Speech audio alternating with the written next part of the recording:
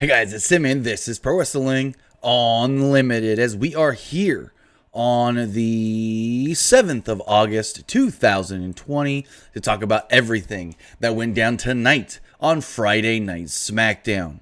Now, Smackdown tonight was just a show. There was nothing special. I mean, some of you might say the end was special, but I didn't think there was anything really that special that did happen on tonight's show. We had, 5 matches? 1, 2, 3, 4, 5, and 4 of the 5 all ended with some sort of an interference. Whether that interference caused a DQ, caused some sort of a way for the match to just stop, or directly impacted the finish of the match and the winner. I didn't like that at all. Basically, lame duck booking where we've got ideas, but we don't know how to get there the right way. So let's just screw around and not really have any finishes to any of our matches. Horrible. And I mean, some of the matches were pretty good regardless, though. And like I said, we had 5 matches. 4 of them had some sort of an interference to cause the finish. That's just, no. That's just not what you want on one show. I can get maybe one an hour. One in the first hour, one in the second hour, or something along those lines. But doing it to where it's like match after match after match, I don't know about that one. I was looking here. Got some of you guys in the live chat already. Remember, if you're in the live chat, you can support us here at Pro Wrestling Unlimited a few different ways. You can either hit that subscribe button. You can give us a tier 1 subscription. Or, if you have Amazon Prime, then you have Twitch Prime. And if you have Twitch Prime, that means you can subscribe to us absolutely free, no extra charge to you. Because Amazon, who owns Twitch, gives you that Twitch Prime, which gives you 1 free subscription to any Twitch streamer that you want to support throughout the month. And we would greatly appreciate it if you use that basically free subscription on us. Because if you don't use it, if you've got Amazon Prime and you don't use it, that's just money going to waste, sitting in your pocket, not even being used. Also, if you do want to donate, you can donate some bits as well here on Twitch. And remember to be part of the show. Be part of the show by texting your thoughts on tonight's SmackDown to 510-906-1341. Remember, you can text in to 510-906-1341. So with that, as far as tonight's SmackDown does go, the show opened up with a recap of the swamp fight between Bray Wyatt and Braun Strowman. I want to say 3 weeks ago now. Yeah, 3 weeks ago at the Horror Show at Extreme Rules. It highlighted Alexa Bliss's appearance in the match and Strowman disappearing into the water. Wyatt stressed on the Firefly Funhouse. Well, Strowman's Universal Championship is what the Fiend actually wants. So Wyatt welcomes us to the Firefly Funhouse. Wyatt said that he wanted to clear something up about the haters that have been DMing him. Wyatt noted that it's not his fault that the Fiend attacked Alexa Bliss last week. Wyatt blamed Strowman for the Fiend's attack on Bliss. Wyatt promised that he will be here later tonight with a surprise. Guess that surprise was Alexa. Still not really sure what that surprise is. Wyatt then promised Strowman that if he doesn't get what he wants, she'll suffer. Well, as we learn later, Braun don't care about her. So we got our first match of the night. Matt Riddle versus Sheamus. They said this is the match that Matt Riddle has actually wanted for a while. He wanted to go in there and have a match with somebody as brutal, as hard-hitting, and as aggressive as Sheamus actually is.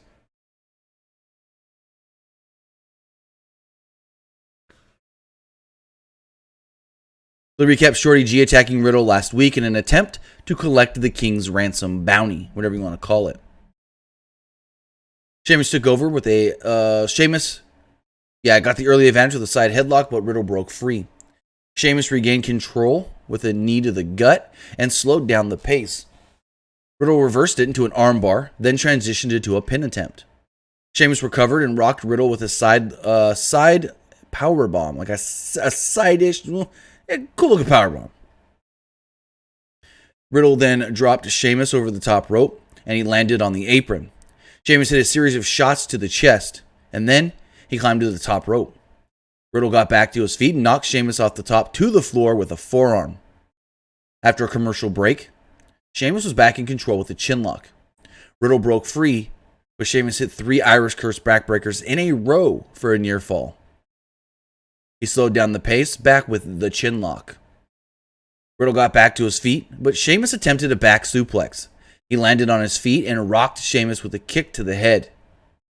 Riddle followed this up with 2 forearm shots and a suplex out of the corner.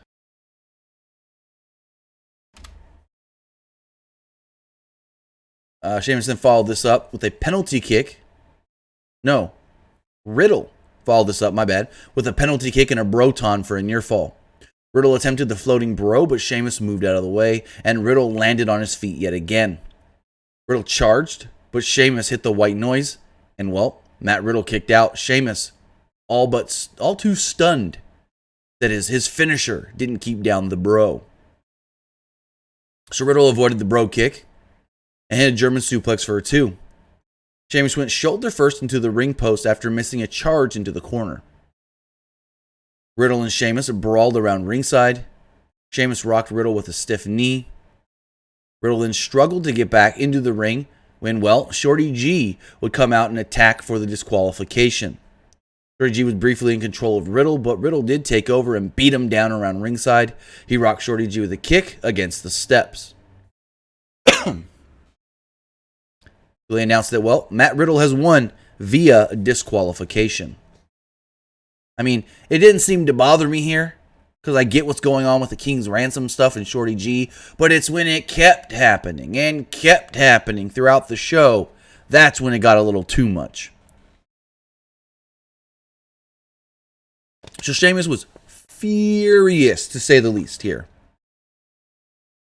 Took his anger out on Shorty G for interfering, trying to collect the ransom.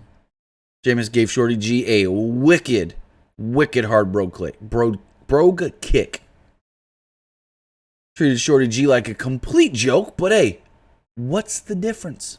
Other than in that Fatal 4-Way number 1 contenders match a few weeks ago. I mean, he's always just treated like a joke. He's one guy that could benefit from leaving, like, for sure. For sure could benefit from leaving because he's got all the skills to be a top, well, I don't know yet if you could say a top guy, but for sure an upper mid-carder, for sure. Someone that's like Intercontinental Champion level. No problem. So next up, going forward, Michael Cole noted that The Fiend will be here tonight and teased a possible confrontation with Braun Strowman. In the back, Sheamus confronted King Corbin. He was furious that Corbin sent Shorty G to interfere in his match. Corbin didn't back down and noted that he's too busy for all this because he's got a match later on tonight with Jeff Hardy. Well, you can see where this is going, and it went exactly how he expected.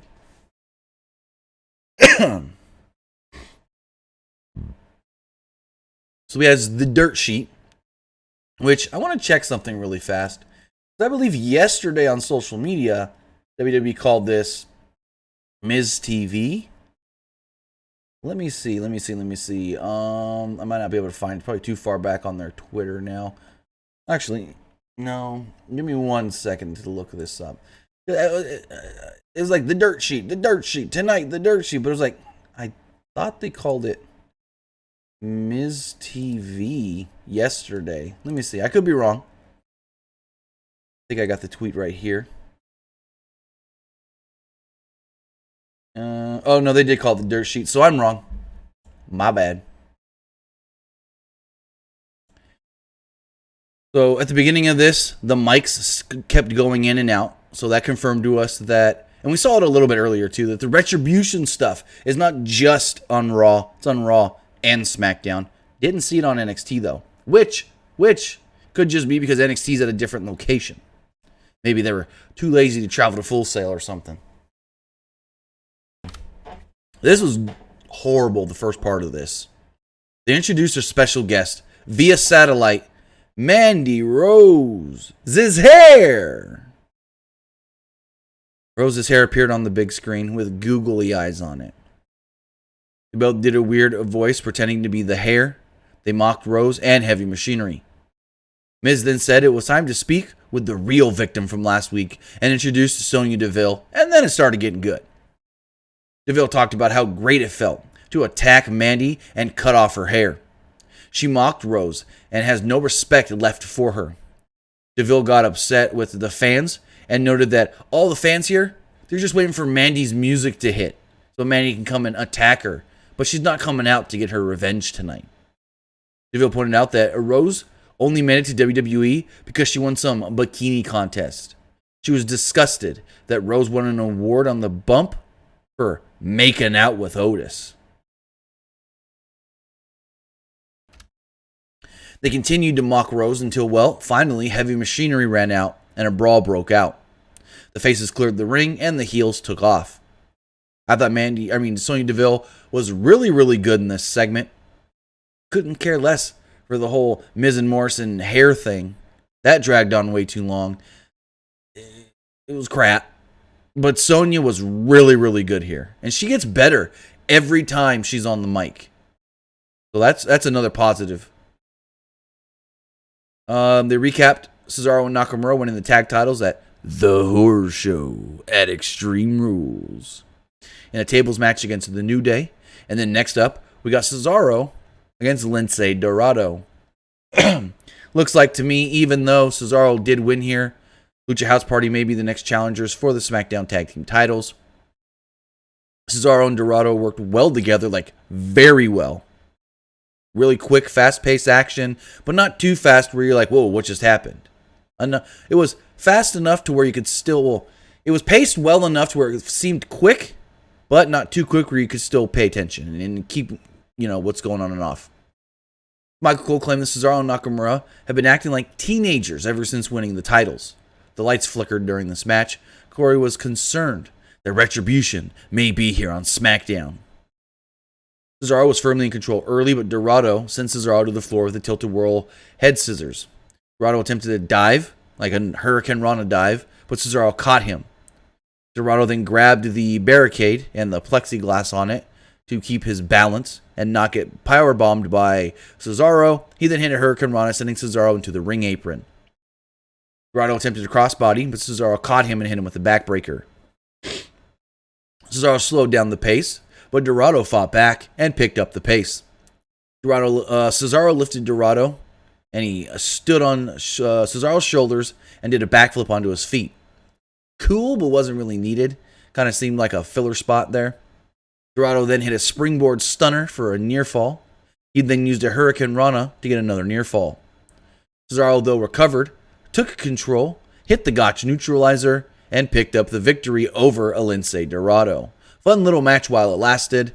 Like I said, I do think that this is just going to lead to somehow, even though they're losing, Lucha House Party challenging for the SmackDown tag titles. So in the back, Caleb Braxton interviewed Heavy Machinery. Otis noted that Ms and Morrison could say whatever they want about him. He's used to being picked on for his weight, but don't say bad about his girlfriend, Mandy Rose. They stormed off. As we go back to ringside, who would come out? None other than The Fiend. The Fiend makes his way down to the ring, and we go to commercial before anything happens. We come back from commercial. The lights are still all red. He's in the ring pacing, and all of a sudden Alexa Bliss shows up.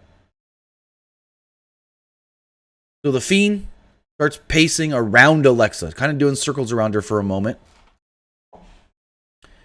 When he, I guess, crawls down to his knees, and he does the little hand thing like he's about to hit her again with the mandible claw, and she pushes the claw off, subtly. Just pushes the claw off. She then starts to caress the face of Bray Wyatt before suddenly Braun Strowman would appear on the screen. He claimed, "You try to get to me, but going after Alexa by somebody that I, quote unquote, care about? Well, I don't care about her." And I was like, well, that was all for nothing. He said he's an evil monster, and he'll give The Fiend whatever he wants at SummerSlam. Strowman agreed to have a match with The Fiend at SummerSlam. They didn't officially announce it, so we don't even know if it's a title match because they've done too much Braun Strowman, Bray Wyatt stuff without the title, so I don't even know. I assume the title's on the line because that's what The Fiend wants, but hey, we'll see where it goes. The Alexa stuff is already dead in the water. No one's going to care about that because, well, Braun doesn't care about her. It's not like, oh, you attacked Alexa, now I'm going to come after you, you don't hurt her, blah, blah, blah. He literally said, I don't care about Alexa. And also, in doing this promo, he was channeling his inner Ultimate Warrior because he's doing this promo, and all I can think of with the way he was talking was, oh, Hogan! Fucking Ultimate Warrior and his Hogan promos. The way Braun was talking. It was like he watched, I don't know, WCW promos or whatever when they did the whole Warriors back or whatever. It was Hogan! That's what it sounded like. It's like, bro, he's like, Fiend. I'm like, fucking A. Thank you, Jeff2594, for the bits. Really do appreciate that. The segment, though, was weird. It built towards SummerSlam, which is what they should be doing right now. But it's still more questions than answers. Why? I get why The Fiend went after Alexa. But if in storyline, he doesn't even care about Alexa, then why book it like that? You know what I mean? It just, whatever. So next up, we get Jeff Hardy versus King Corbin. They worked a slow pace for a short match because, well, like I said, we got the one match that didn't have interference. Every other match had interference, and this one did. Hardy had the early advantage, but Corbin avoided the twist of fate and hit a vicious clothesline for a near fall. Corbin then beat down Hardy at ringside and on the announce table. Corbin slowed down the pace with a chin lock. Hardy broke free and hit a sliding drop kick. He rammed Corbin's head into the barricade, and Corbin recovered and hit a deep six for a close near fall. Corbin then rocked Hardy with a knee and sent him to the floor. Suddenly, out of nowhere, which we expected this to happen, Sheamus would run down, hit a brogue kick on Hardy, and cause a disqualification. Now, I expected him to attack Corbin, but I get why he attacked Hardy. Because in attacking Hardy, that means that Corbin loses, Hardy wins. Corbin was furious at Sheamus for his interference, and they argued at ringside. Come back from commercial, and well, it's Sheamus versus King Corbin. They had a fine little match here. Slow pace. Performance Center fans seem to not really care much about this match. Sheamus hit a clothesline early. No, Corbin hit a clothesline early. He then slammed Sheamus headfirst into the announce table. Sheamus recovered and gave Corbin a clothesline to the floor. Sheamus then sent Corbin into the barricade, the announce table, and the ring post.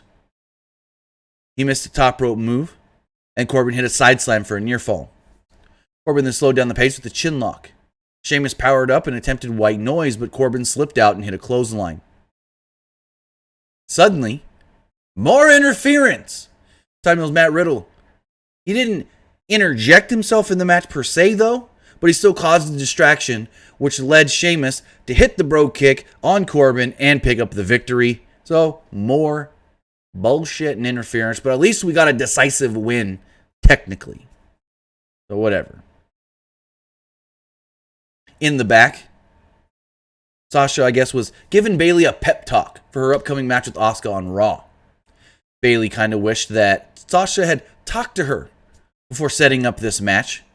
And Sasha was like, no, you've got this. You can beat Asuka. And Bayley's more concerned of, Oh, I'm just worried that Asuka's going to be out for revenge because of what I did to Kairi. And it's weird, but not weird to see Bayley this worried about facing Asuka. She knows that Asuka's going to want some sort of retribution. Some stagehand then approaches the two and says, Sasha, Bayley, we need you in the ring for a video conference with Stephanie McMahon. They kind of look at each other like, Stephanie? Okay. And they kick it to Caleb Braxton, who's interviewing Big E in the back, and wondered, what's next for Big E? He went over his history with the New Day for the last 5 years or so, and he said, everyone keeps asking, what if? What if?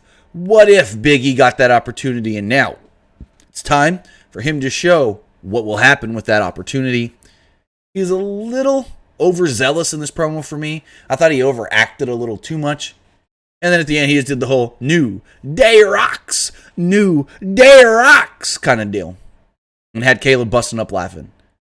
So I think, hey, Big E probably accomplished his goal. Make Caleb laugh as much as possible.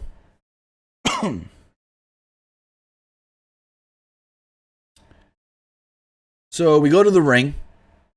And they tell Sasha and Bayley, hey, you're going to have a video conference with Stephanie. Yet, they're not looking at the screen. Stephanie pops up on the screen. Bayley, for some reason, turns around. Not sure why, because Stephanie didn't say anything. She's like, oh, Sasha, she's over this way. Like, really? Really? Anyways.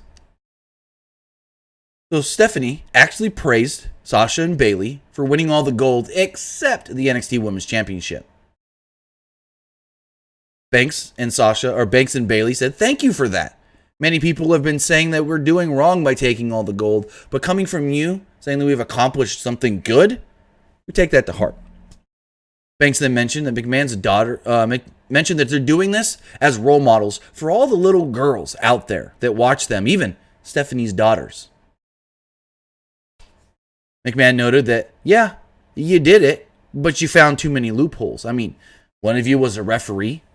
The other caused a distraction to get Asuka counted out. Okay, cool. Sasha. She says that, Sasha, we know that you might have your match set for SummerSlam this Monday when Asuka takes on your best friend Bayley. And if Asuka wins, of course Asuka gets that title shot at SummerSlam. But Stephanie said, we need an opponent for Bayley and the SmackDown Women's Championship. She said, next week on SmackDown, we will have ourselves a triple brand battle royal.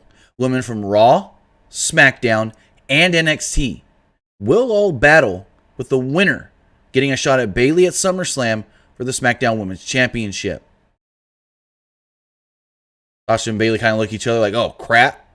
And they didn't really give any hints as to who's going to be in this battle royal or how many women are going to be in this battle royal. I know a lot of people online are saying, perfect way to bring in Tessa Blanchard. But then Tessa would have to win. And I don't want them taking the title off of Bayley yet. So, I don't know. I hope JD, Joe Decker in the comments says, Nikki was challenging Bayley. Nikki challenged Bayley last week on SmackDown and lost. And I hope they don't just go back to Nikki Cross again. I know some have said on Twitter, maybe Rhea Ripley challenges. But Rhea Ripley, she's locked in with Mercedes Martinez and the Robert Stone brand going into TakeOver, so don't think that's going to happen. I mean, she could work TakeOver and SmackDown, but I don't know. So we'll see which women do get announced or just thrown into that match next week. Next week's SmackDown, remember, has yet to be filmed. It's supposed to be taped on Tuesday. When they worked too late on Monday, they decided we don't want to work late on Tuesday, only filmed one episode of SmackDown. So now they're going to come back, I believe, next Thursday to film SmackDown for next Friday. I think that's the plan that I had heard as of Wednesday, I believe. Real Barreled, they would not put Tessa Blanchard in this Retribution feud or stable. No. That would be the worst way imaginable to debut Tessa Blanchard. Now, Vanessa Bourne, very possible, because some chick, some female with Vanessa Bourne type hair is in that group because the hair kept poking out. I believe there's two females, and it may be Chelsea Green and Vanessa Bourne, which we'll talk more about that here shortly. We get our, what I thought was the main event. Heavy Machinery versus Ms and Morrison. Before the match, though, Kayla Braxton interviewed Ms and Morrison and Sonya Deville. They basically mocked Otis and Tucker. So early on, Tucker used some mat wrestling, and I want to say, is it just me or does it look like Tucker slimmed himself down a little? Tucker looks like he's lost some weight. I mean, his arms look a little smaller. His torso looks a little smaller. His chin, even though he's got the beard, you can't tell too much, but his like chin and cheekbones look more defined. So, hey, looks like Tucker dropped some LBs. Looking good, Tuck. Tuck looking good anyways. Tucker starts off the match with Morrison, tried to keep him grounded, but Morrison got to his feet.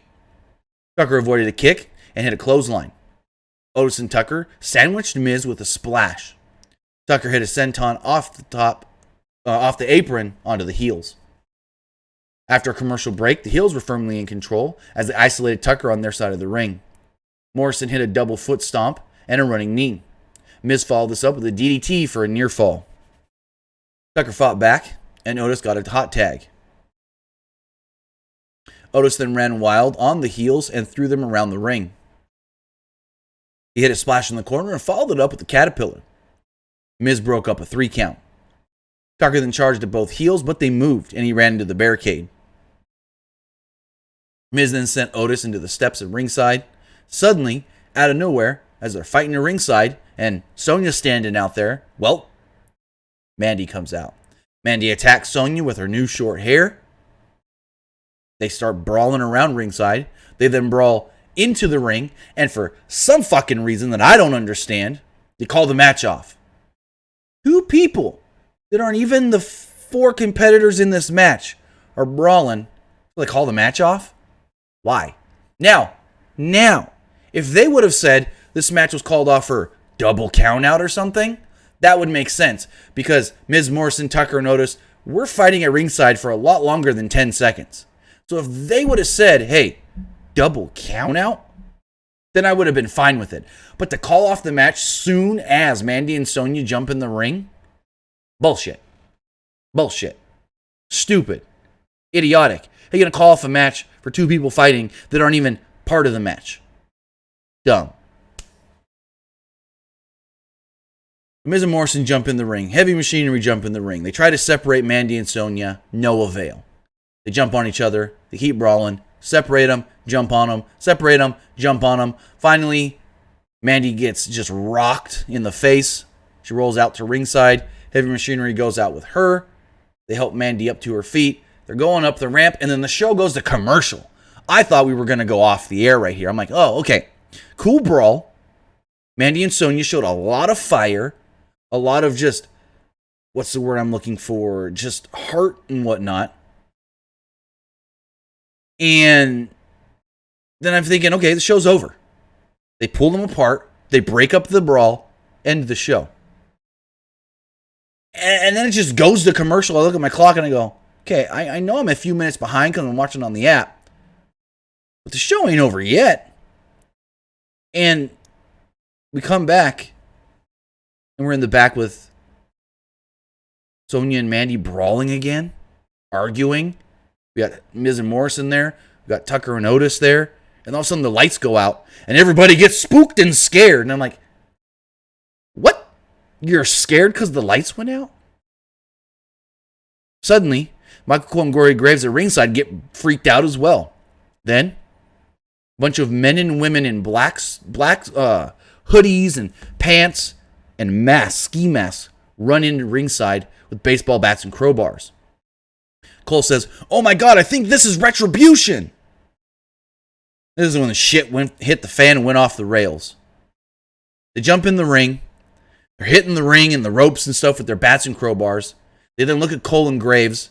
They go over towards the what's it called? Shit. They go over towards the announce table. And Graves is like, we need to get out of here. And so Michael Cole and Corey Graves, they book it. Then they try to recreate Nexus from 2010. And that brawl, or whatever you want to call it. When they go into the crowd and they start beating up the Performance Center recruits. The developmental talent, the fans. Start beating them up. Going after all of them. You see one of the females, her hair sticks out of the back of the hoodie. I'm like, oh, that's got to be Vanessa Bourne. That's Vanessa Bourne's hair. A little lighter than normal, but maybe she dyed it. I don't know. Since Saturday says, please don't compare this to Nexus. No, Nexus was way better. The Nexus angle that started their little chaos was way better. I'll say that for sure. But it's the closest thing to compare it to. So they're beating up these people around, the ringside area. One female tries to run off. She gets cornered. Well, not cornered, but she gets boxed in. They grab her. They beat her down. They get back in the ring. They're all yelling and screaming. They get spray paint. Start spray painting all the plexiglass around ringside. They all jump back in the ring. They're like, yeah, who are you? Get out of here. They run off, I guess they run off a couple people that were still standing around ringside. One of the people jump out of the ring and get right in the camera's face and start yelling. And to me, it sounded like Ricochet yelling. Well, then somebody else pointed out to me that it almost sounded like Xavier Woods, but I don't think it was Xavier Woods. Because they ain't going to bring Xavier Woods back for this, and that would just be the end of New Day. And that ain't going to happen. But I think when the one guy got in the camera, right in the camera, was yelling something, I can't remember exactly what, sounded a little like Ricochet. Get back in the ring, all of a sudden hear, wong, wong, wong, wong, wong, and someone's got a fucking chainsaw. And what do? Cut the top rope. Cut the middle rope. Cut the bottom rope. And they're all cheering and hooting and hollering. And I get what they're supposed to be. They're supposed to be the rioters. They're rioters causing chaos, thinking that they're, quote unquote, sticking it to the man. They're cheering in the ring, and the show goes off the air. And that was it. And we're supposed to take that serious? We're supposed to think that they're a threat? They came off goofy as all hell. Yeah, they got weapons, and one of them got a chainsaw. But I really expected the entire Smackdown roster to come out and chase them off. But no, everybody on Smackdown, they're scared of these guys. For real? It's 4 men and 2 women. You outnumber them, Smackdown locker room. Well, I don't know. Broken King Slender says, isn't Xavier Woods still injured? I don't know exactly what's going on with that. The rumor was he was supposed to be back sometime this summer. But as I said, they're not going to put Woods in this group. Because that would just kill New Day. It would really kill New Day. But I thought the guy, because a buddy messaged me and goes, did that sound like Woods? I was like, to me it sounded more like Ricochet. So maybe Ricochet is in this group. Because they're called Retribution. So what they could be are underutilized talent wanting retribution on the company for, quote unquote, making guys sit on the sideline when they've got the talent to be on the show every week. You know what I mean? That's what I think retribution means and what this group is going to be. Underutilized talent that want their shot, that don't get their shot, and now they're going to stick it to the man. But that was SmackDown. That was Friday night SmackDown. A show. If I had to rate it, I'd probably go 6, no better than 6. And that's being generous, giving it a 6. Well, with that, let's see what you guys thought of tonight's show. Remember, you can text into the show at 510-906-1341. Remember, give me your thoughts on tonight's SmackDown by texting in to 510-906-1341. Thank you, Jack Dawson, for the bits. Really do appreciate that. The person says, the ending was good, but the group ain't scary. It could have been a really good ending. But I agree with this text message. They ain't scary. There's nothing about them that is why should somebody like Cesaro be scared of them? Why should somebody because Cesaro's supposed to be one of the bigger, tougher, scarier guys. Or why is Sheamus not coming out here fighting these guys off? Sheamus is supposed to be one of the bigger monsters on the show. It just doesn't make sense to me. Person says, the end of SmackDown was unpredictable. What member do you think are in Retribution? I gave my kind of prediction. Vanessa Bourne maybe, Chelsea Green maybe, and one guy kind of sounded like Ricochet. It sounded like Ricochet trying to disguise his voice a little. He tried to make it sounded like a slightly higher pitched Ricochet where it's like, okay, I'm Ricochet, but I don't want them to know it's my voice, so I'm going to sound extra excited. This person says, it's funny how Lacey Evans turned heel because she's salty she lost a freaking singing contest. Hey, it's whatever. It's Lacey Evans. She's going to be the next big show. She turns heel and babyface back and forth. It's whatever. And this person says, any news on why Forgotten Sons have not been on television? Yeah, because Jackson Riker sent out some not favorable tweets. Kind of tweets that some found racist. And well, the group got pulled from the show. Plain and simple. So with that, guys, that's going to do it for my review tonight of Friday Night Smackdown. I want to thank all of you for joining me here on twitch.tv/PWUnlimited, for joining me, talking with me, interacting in the live chat, and so forth. And remember, you can follow us on Twitter, twitter.com/PWUnlimited. Follow us on Facebook, facebook.com/Pro Wrestling ULTD. You can follow us on Instagram by searching for Pro Wrestling Unlimited. And remember, as always, youtube.com/Pro Wrestling Unlimited. If you missed any part of this review, it will be up later tonight on YouTube for you guys to watch video on demand. So with that, guys, have a great night, and we'll see you back here Monday for Monday Night Raw. Have a good one, guys.